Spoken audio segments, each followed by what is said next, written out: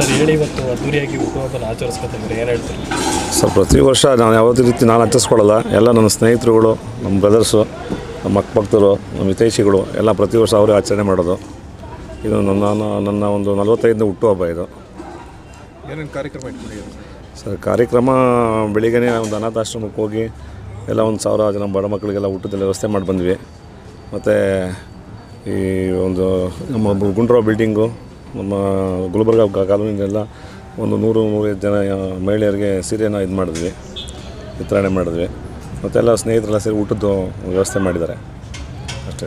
ಇನ್ನು ಮುಂದಿನ ವರ್ಷಗಳಲ್ಲಿ ಯಾವ ಥರ ಏನು ಮಾಡಬೇಕಂತ ಪ್ಲ್ಯಾನ್ ಇದೆ ಸರ್? ಸರ್ ನಮ್ಮದು ಯಾವುದೇ ರೀತಿ ಪ್ಲ್ಯಾನ್ ಇಲ್ಲ. ನಮ್ಮ ಸ್ನೇಹಿತರು, ನಮ್ಮ ಅಭಿಮಾನಿಗಳು ಅವ್ರದ್ದೇ ಎಲ್ಲ ಪ್ಲ್ಯಾನ್. ಅವ್ರಿಗೆ ನಿಮ್ಮ ಇದು ನನ್ನ ಕಡೆಯಿಂದ ಅವರೆಲ್ಲರಿಗೂ ಭಗವಂತ ಅವ್ರು ಇನ್ನೂ ಹೆಚ್ಚಿನ ಆಯುಷ್ಯ ಆರೋಗ್ಯ ಕೊಟ್ಟು ಅವರು ಪ್ರೀತಿ ವಿಶ್ವಾಸ ಸದಾ ನನ್ನ ಜೊತೆ ಇರಲಿ ಅಂತ ಕೇಳ್ಕೊತೀನಿ. ಈ ವರ್ಷ ಇನ್ನೇನೇನು ಯೋಜನೆಗಳನ್ನು ಹಾಕೊಂಡಿದ್ದೀವಿ? ನೆಕ್ಸ್ಟ್ ಯೋಜನೆಗಳು ಅಂತ ಅಂದರೆ ನೆಕ್ಸ್ಟ್ BBMPಗೆ ಒಂದು ಟ್ರೈ ಮಾಡಬೇಕು ಅಂತೇಳಿ ಎಲೆಕ್ಷನ್ಗೆ ಇದು ಮಾಡ್ತಾಯಿದ್ದೀವಿ. ಏನೋ ಭಗವಂತನ ಆಶೀರ್ವಾದ, ಜನಗಳ ಆಶೀರ್ವಾದ ಮಾಡಿದ್ರೆ ನೋಡೋಣ ಮುಂದೆ. ನೀವು ಕೂಡ ಆಕಾಂಕ್ಷಿ ಆಗಿದ್ದೀರಾ ಅಂತ ಹೇಳ್ತಾರೆ? ಹೌದು ಸರ್, ಖಂಡಿತ. ಪಕ್ಷ ಅಂತ ಯಾವುದು ಡಿಸೈಡ್ ಮಾಡಿಲ್ಲ. ಯಾಕೆಂದರೆ ನನಗೆ ಇಲ್ಲಿ ಪಕ್ಷಕ್ಕಿಂತ ಹೆಚ್ಚಾಗಿ ಜನಗಳ ಅಭಿಪ್ರಾಯ ನನ್ನ ಮೇಲೆ ತುಂಬ ಒಳ್ಳೆಯ ಒಂದು ಅಭಿಪ್ರಾಯ ಇದೆ.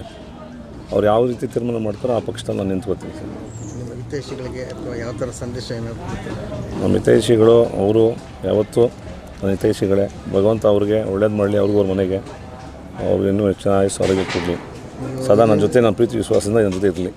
ಕಾರ್ಪೊರೇಟ್ ನಿಂತರೆ ನೀವು ಯಾವ ರೀತಿಲಿ ನೀವು ಇದು ಯೋಜನೆಗಳೇನಿದೆ ಸರ್? ನನ್ನ ಯೋಜನೆಗಳು ಅಂತ ನಾನು ಹೇಳೋದಕ್ಕಿಂತ ಅದನ್ನು ಮಾಡಿ ತೋರಿಸ್ಬೇಕು ಅನ್ನೋದು ನನ್ನ ಒಂದು ಆಸೆ, ಆಕಾಂಕ್ಷೆ ಇದೆ ಸರ್.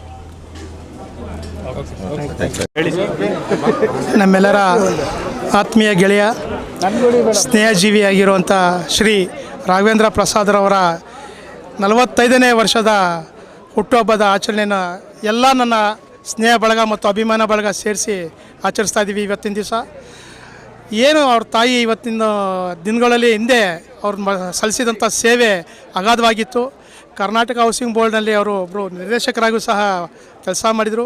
ರಾಜಕೀಯ ರಂಗದಲ್ಲಿ ಪ್ರಮುಖವಾಗಿ ಗುರುತಿಸ್ಕೊಂಡು ಆ ಹಾದಿನ ಮಗನಿಗೆ ಹಾಕಿ ತೋರಿಸ್ಕೊಟ್ಟಿದ್ದಾರೆ. ಆ ತಾಯಿ ಹಾದಿನಲ್ಲಿ ಇವತ್ತು ಮಗ ರಾಘವೇಂದ್ರ ಪ್ರಸಾದ್ ಅವರು ಹೆಜ್ಜೆ ಇಡ್ತಾ ಇದ್ದಾರೆ. ಹಲವಾರು ಸಮಾಜಮುಖಿ ಸೇವೆಗಳಲ್ಲಿ ಭಾಗಿಯಾಗಿದ್ದಾರೆ. ಅವರ ಮುಂದಿನ ಜೀವನ ರಾಜಕೀಯ ರಂಗದಲ್ಲಿ ಉನ್ನತವಾಗಿ ಬೆಳೀಲಿ. ಏನು ಒಂದು ಅವಕಾಶ ಅನ್ನೋದು ಗ್ರೇಟರ್ ಬೆಂಗಳೂರು ಪ್ರಾಧಿಕಾರದಿಂದ ಸಿಕ್ಕಿದ್ರೆ ಆ ಮುಂದಿನ ಚುನಾವಣೆಯಲ್ಲಿ ಅವರು ಕೌನ್ಸಿಲರ್ ಆಗಿ ಆಯ್ಕೆಯಾಗಿ ಜನಸೇವೆನ ಇನ್ನೂ ಹೆಚ್ಚಾಗಿ ಮಾಡಲಿ ಅಂತ ಭಗವಂತ ಆಶೀರ್ವದಿಸಲಿ ಅಂತೇಳಿ ನಾನು ಈ ಮೂಲಕ ಕೋರ್ಕೊಳ್ತಾ ಇದ್ದೀನಿ. ನಮಸ್ಕಾರ.